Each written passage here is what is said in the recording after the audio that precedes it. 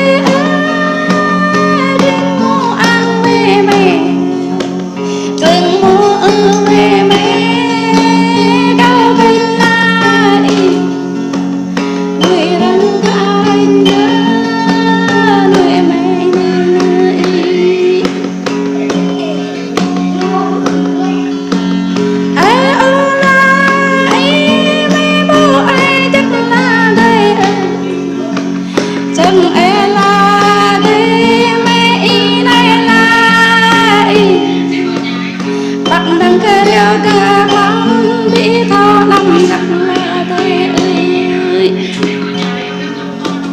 mà năng gây tâm ca nắm lô lô thơ tình chị kênh đời quê là ý mẹ cứ quê là cờ kênh là thế nhưng đời dập chạy mặc mình phải dập chạy chắc chắc anh nằm ở đây thằng con gì Bên đây mẹ tao có hai bên đây mèo to hai. Bên mà coi tôi đừng. Break eo to.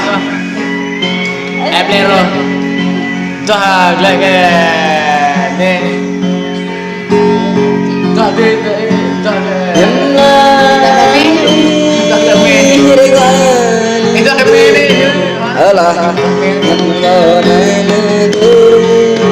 ca nhớ lên về To happy này. đừng mơ về đi ca nhớ lên đến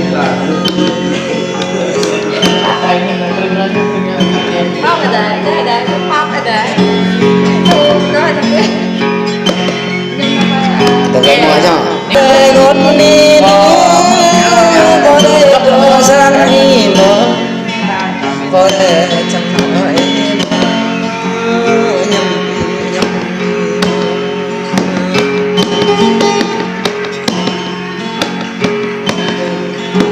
Indah bersama Indah bersama Indah bersama Ini bersama mẹ em biết nghe rồi mẹ không nghe đôi người ta nguyên cái đó đúng không mà ta Nhắm nghe nơi mơ Nhắm cô đi hai bữa hai ở